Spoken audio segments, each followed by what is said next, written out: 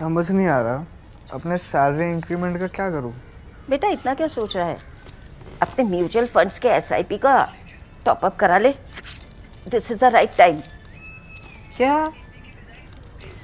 समझ में नहीं आया. बेटा इतना क्या सोच रहा है?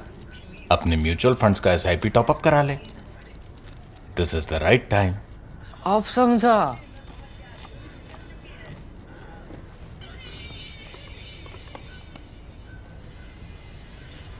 Mutual fund investments are subject to market risks.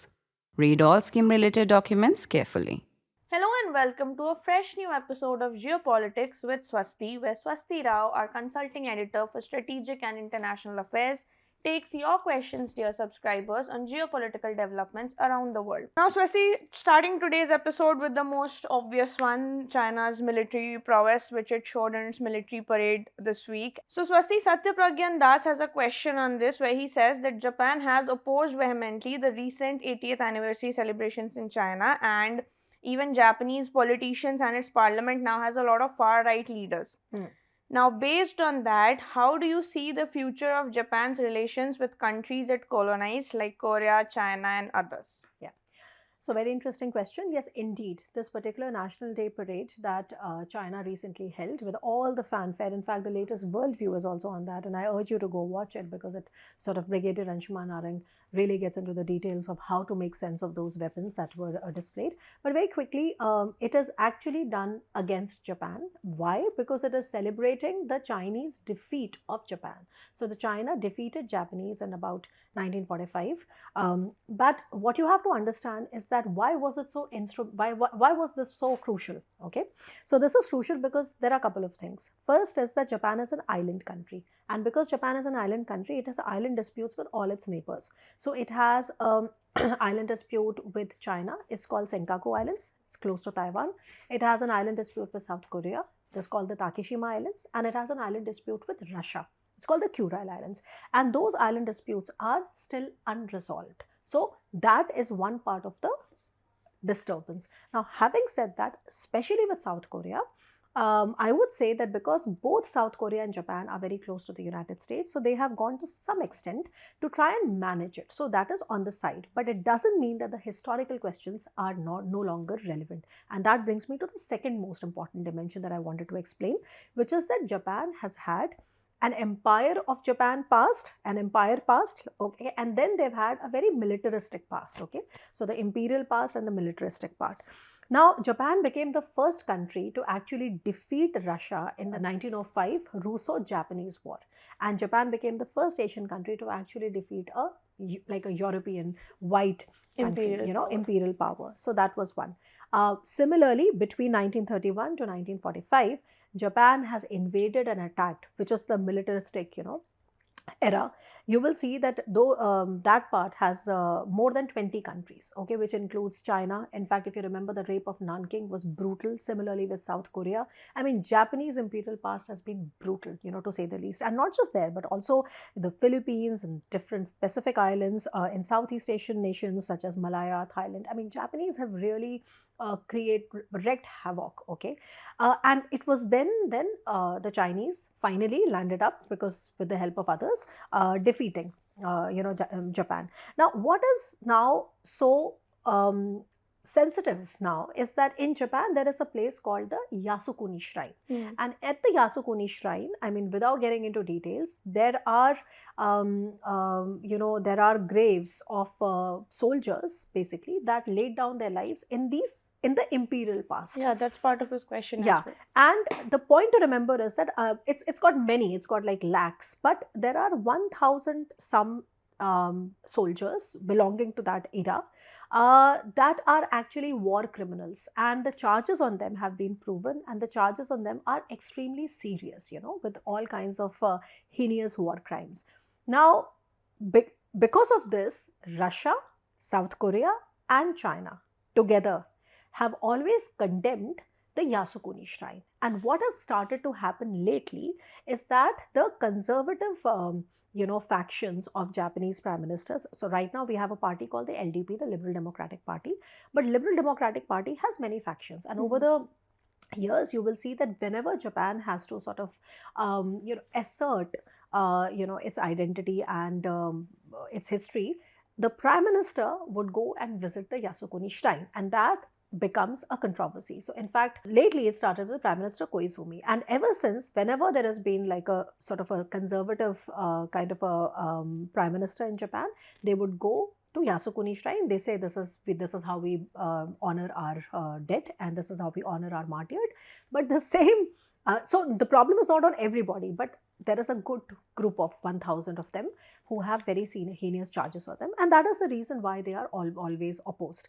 Now, very quickly, that is not the only part, Devdatta, because for the Chinese to constantly harp on that is also only half the truth, because while it is true that the imperial part of Japan and those days of Japan were very, very brutal, it is also true that when Chinese opened up under Deng Xiaoping in 1978, Japan was instrumental in providing all the technology, all the aid, all the all the support, all the financial aid and everything. In fact, the 1978 opening up of China under Deng Xiaoping and its four major pillars, you will see that Japan has done everything possible to sort of develop China. So to only harp on one thing and not harp on the other thing, because most countries there would have an imperial past, right? The entire Europe, especially Western Europe, has an imperial past. But you cannot equate the imperial past of yesterday with the democratically elected governments of today. Now, having said that, Japan is aware of it, but it still continues. And this also continues because, of course, even for Japan, China is a long-term challenge, okay? And I told you that they have a problem with respect to Senkaku Islands. Not just that, there is also a similar thing with South Korea. So your reading is correct. South Korea, so there are basically two issues with South Koreans. One is that in the Japanese, around the 80s, the Japanese made some changes in their textbooks where they sort of glossed over their imperial past. And the demand by the Chinese and the South Koreans is that you have to state it as it is. Now, there has been a problem of comfort women. So when these Japanese soldiers used to go to South Korea, they used to treat these women as prostitutes, basically, force them into prostitution. And many of those comfort women were alive and they've actually testified against Japan. So the demand made by South Koreans, for example, basically Korea, back then it was just Korea. So the demand made by Koreans, demand made by Chinese is that you can't gloss over it. But especially coming from China and the kind of human rights record that China has had in Xinjiang over its own people in the Tiananmen Square, ye baat kuch hazam nahi hoti, right? So long and short is that these kind of selective interpretations of history or selective realities from history are kept alive because obviously there is a larger tension, and that larger tension continues. Now, having said that, Russia also, so Japan has tried to manage its relationship with South Korea, Japan has tried to manage its relationship with Russia. They have tried to invest heavily in energy security in terms of Sakhalin-1 and Sakhalin-2 projects, etc. And with China, of course, China is one of the biggest trading partners. So in the same LDP, the Liberal Democratic Party, there are factions which are also pro-China. So there are factions which are anti-China. The same Liberal Democratic Party has factions which are pro-China. And the most dominant of those factions is the Nikkei faction. They are a pro-business vote. So long and short is that this is actually, there is stress, there is tension, but at the same time, there is a lot of trade. Despite that, I don't think that this kind of a history and interpretation of history, selective interpretation of history at sensitive times is going to go anywhere, because we are talking about populist leaders. And for Xi Jinping, his entire mantra is how to end the Chinese century of humiliation and to get Chinese back their glory. So it is for his own political reasons as well that Xi Jinping would always whip it up. And Swasti, following up in a similar vein, Aditya18893 has a question, since we are discussing on Japan and Korea. He has a question that the North Korean Supreme Leader Kim Jong-un was also there in the China parade. And in the past, he has also been seen with Putin, and even in his first term, Trump met the Supreme Leader. Now, being a very small country, not following a democratic regime, why does North Korea have so much importance in the geopolitics? Is it because of weapons like nuclear bombs, or is it because of the strategic location? Yeah. Simple answer, because of 50 nuclear weapons. Okay, that is what the North Korean regime has been able to do. And if you look carefully, this is what Israel doesn't want with Iran. This is what Russia doesn't want with Ukraine, because nuclear weapons come with a security. They are a security guarantee in their own right. Now, long and short is that, please understand that while Kim Jong-un is endorsed, and you see a lot of pampering sometimes, and especially in the Chinese National Day Parade, you saw this, pampering, and he was there.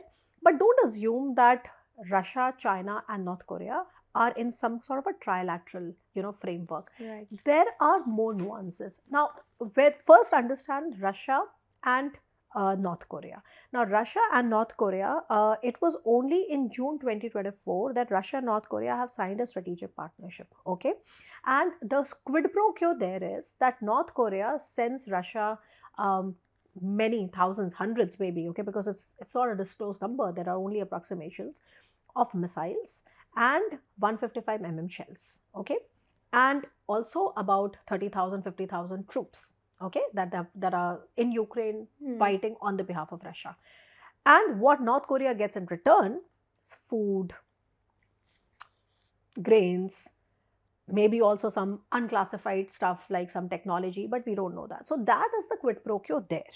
Now, when you compare North Korea's relations with China, now the history is a little bit long. I mean, it goes back a little bit longer, because PRC became the first country to sign a military treaty, So China, PRC, the mainland China and North Korea are military allies. And this particular signing goes back to 1961.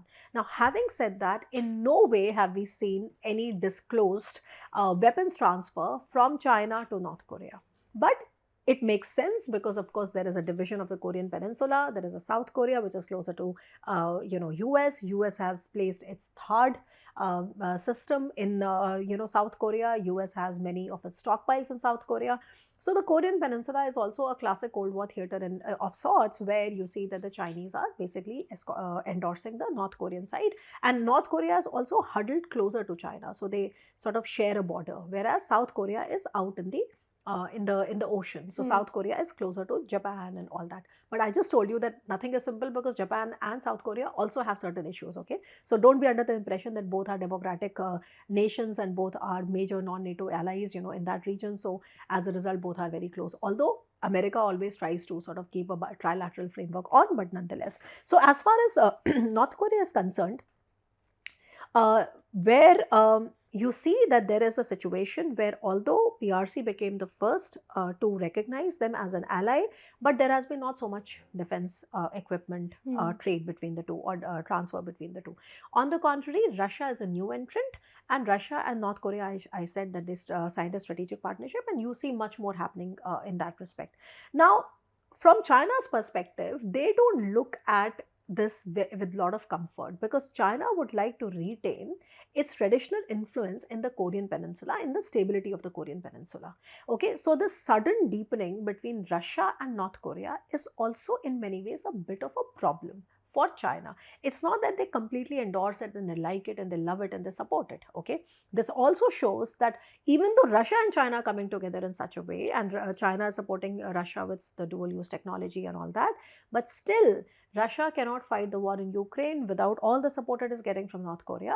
And even though China, it is not the most ideal situation for China, and yet China is trying to sort of, make it look as if things are under control. Things are under control, but China wouldn't be too happy with Russia coming very close to North Korea, because it is a traditional Chinese backyard and, all that. So the thing to remember is that while you see on the optics of it, at the optics of it, you see Kim Jong-un being endorsed by Putin and Xi Jinping, but don't assume that it's a very equidistant trilateral. In fact, there is a lot of research that has told us, the strategic community, why there are real, impediments in order to get to a very smooth functioning trilateral. It's not really like that. There are many, layers out there, which I don't really have the time to explain. But long and short is that China would not want too much instability of the North Korean region. China would not want suddenly North Korea to be flushed with weapons, or North Korea becoming so involved in the war that South Korea starts to militarize a lot. That is what is exactly happening. So because of North Korea's involvement in the war, South Korea is doubling down, on its, weapons and readiness, and China doesn't want that. So take it with a pinch of salt. But yes, the endorsement comes because of 50 nuclear weapons. And also there's just one more thing, that why the China-North Korea angle is not completely smooth is because China has a huge trade with South Korea also. So China and South Korea normalized their relations in 1980s. I think it was in 83. After which they became, trading partners, and currently they have about $300 billion worth of trade. So basically that is the reason where I wish to explain that even that what looks so obvious to the naked eye has so many more layers to uncover. Moving forward, taking the China question a little bit further, Swasti, we have a question from Raj Kiran Parasnis, who has a question on the fact that India and China are now getting closer bilaterally. They have decided to resolve the border issues, but can China be trusted considering what happened back in 1962? Also, is the current warmth only an optic to irritate Trump, or there are some serious efforts for normalizing relations post Galwan? His final question in a similar vein is, how should India handle China then in the long term and also maintain caution on the borders? Now, you have to just understand that China and India have structural problems. So, structural problems require a structural solution. Structural problems cannot have tactical solutions, but structural problems can have tactical managements. Okay, therefore, couple of things. This particular, so to say, phase of rapprochement that you see between India and China is not coming only after Operation Sindoor. Yes, it has got a little accelerated after Operation Sindoor because there are certain necessities that we identify that we need to bide our time. We need to avoid another kind of confrontation with Pakistan, and especially we don't want a situation where Pakistan is backed by China to the extent that it got backed, especially during this particular recent experience. But this normalization started in October 2024. With some disengagement, right? Although this was not followed by a de-escalation, and this is a step-by-step process. And what has recently happened is that India and China both have said that we will keep the unresolved issue on the side. The border issue is not solved. It's not resolved. Don't be under the impression that the LAC problem with China is resolved. China claims 90,000 square kilometers of our territory in Arunachal Pradesh. China claims 38,000 square kilometers of our territory in Ladakh. China illegally occupies 5,100 square kilometers of our territory in Shaksgam Valley, which was ceded to China by Pakistan. Under these circumstances, it is not possible that all of a sudden there is a resolution. Yes, what has happened is that is kept on the side, and the two sides are trying to now coexist. So trade, they are starting the trade through certain areas. They are also, India is saying that fine, let China invest in India, but China ki baaton pe aap bharosa nahi kar sakte. Between 2000 and 2025, there have been so many years of normalcy, so many years of constructive engagement, right? So many years between 2000 and 2025. In 25 years, look at the UPA 1 regime, UPA 2 regime, NDA 1 regime, NDA 2 regime, okay? All those whiles, you will see that there were so many years when China could have really invested in India. You know how much is the total investment done by China in 25 years? It is $2 billion. So now when China says that we want to invest, it is for us to screen those investments to make sure that they are not in strategic sectors, okay? And that also requires us to understand what all is China able and capable of weaponizing. I'll give you a small example to tell you the severity of the situation. Now, China has these crane machine technologies which are used by different ports, especially ports, where you have to lift cargo and you have to sort of transfer cargo.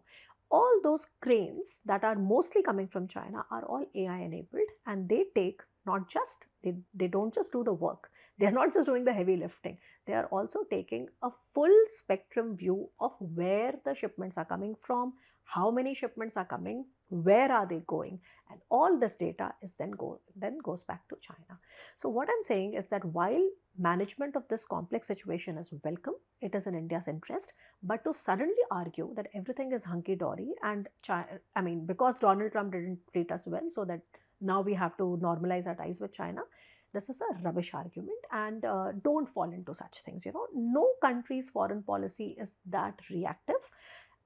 Countries' foreign policies are constructed by, deep-rooted national interests, okay, which are not so shallow in nature. Yes, there are disturbances. Yes, there are issues, but it doesn't mean that suddenly everything is fine. And that brings me to the last point, that yes, we need to be careful of China. At the same time, we have to stop being paranoid, because we also somewhere need to understand that we don't want a situation with China destabilizing us through Bangladesh, China destabilizing us through Pakistan, China destabilizing us through Bhutan. That is also an issue. I did a worldview on that. 8 years of Doklam. In 2025, we finished 8 years of Doklam. So we don't need more destabilization. So that is in our interest. But that is where the story ends, because all of that has to be done in extreme strategic caution. On that very cautious note, Swasti, we move on to other parts of the world. And next, we have a question by Nu Ahmed, who wants to know what is the current state of relations between Thailand's monarchy and the Shinwatra family, especially in light of the royal pardon of Thaksin and Shinwatra's recent dismissal as prime minister. Yeah.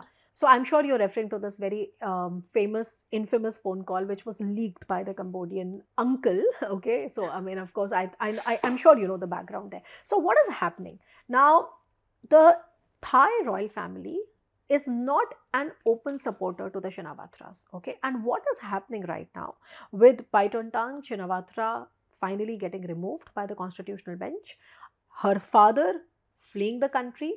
Actually, what we are seeing right now in Thailand are the last days of the Shinawatras dynasty. Okay, that is in short. As far as Thaksin Shinawatra, because he mentioned, now as far as his royal pardon was concerned, that royal pardon came in the context of his daughter becoming the prime minister, right? So this is what I think we don't really need to read too much into it. I think we are watching the last few days of this dynasty, and let's see who comes up. Of course, there are more people who might come up, but we'll wait to see who really comes forward and takes the center stage. So, Swasti, is there like a complete blank right now there, or is there someone from the opposition that might come up? Like, what You is mean the in situation? Thailand? Yes, what is the situation Yeah. like then? Yeah, so well, I mean, going by the latest news which is coming from there, so there is this opposition leader whose name is Anutin Charnavirakul, who seems to be the next prime minister. So whenever that happens, we'll all get to see that. But as far as the Shinawatra family is concerned, I mean, they've ruled for decades, and now this is like the last time. Moving on, Swasti, there's a subscriber question by Karthik Parashar, who has asked that, do you think there will be a possibility for India to make an economic alliance with our friendly neighbors in order to buy critical technologies, crude oil and other critical products at a bargain price? Well, that was the reason why SARC was put together, and SARC, South Asia or Southern Asia, whichever way you want to call it. I've always maintained, naam badalne se kuch nahi hota, kaam hona chahiye. So whichever way you want to call it, this is a region of the world which remains to be the least integrated region in the world. Okay, this is one region, so South Asia, and the reason being Pakistan and India's problems, also instability in Myanmar, etc., etc., and China's encirclement of all our neighbors. So SARC has been moribund. The last SARC summit happened a decade ago. And as far as relations is concerned, yes, of course we have relations. We have, of course, we were supporting the Sheikh Hasina regime in Bangladesh, and similarly, we've always sort of, in Sri Lanka, we are now building our ties back, and so much is happening. But I'll just quickly tell you where the problem is, because neighborhood is something which we have discussed a lot of times on the GPS. But Yes. what real challenge exists is that if you talk about deepening ties with Bangladesh and Nepal, the thing is that there is poor cross-border infrastructure, there are domestic political considerations, there are security concerns, there are also, a lack of trust, there's a lack of connectivity. All of these reasons are the reasons why we are not able to realize a proper potential, because the same Bangladesh has excellent investments from United States, from China, from Russia, from EU. So basically, there is something which is hindering us. And why? Because there seems to be a bit of a mistrust. And despite India having a neighborhood policy, neighborhood first policy, if you really look, and now lately, I have to commend the government for trying to play a much more, I would say, neutral role, not getting played in the domestic politics of pro-India faction and anti-India faction. So India has also sort of learned its lessons, okay? But having said that, there are these genuine issues, but these issues are not operating in isolation. While on one hand we have poor connectivity and infrastructure, etc., on the other hand you have a China that is developing with huge amounts of money, strategic ports, giving most, except for Bhutan, each one of our neighbor is a signatory to the BRI. right? So those are the reasons why we are not able to compete. Now, having said that, it doesn't mean that India should give up on it, because even those countries are looking at diversification. Okay, so India actually projects itself as a good, trustworthy partner for diversification. That's what we do in Sri Lanka. That's what we try to do in Nepal. That's what we try to do in Bangladesh. But there are limitations, okay? And these limitations, and that also somewhere should make you understand, and everybody understand, that these are also long-term challenges between India and China, because both countries strive to be the leaders of the global south. Okay, so the things are not so hunky-dory, and let's see to what extent can we really ramp up our position and our interest in the region. It's a work in progress. On that note, Swasti, we come to an end of this episode. Thank you so much for your questions, dear subscribers. We look forward to more such questions for our next episode.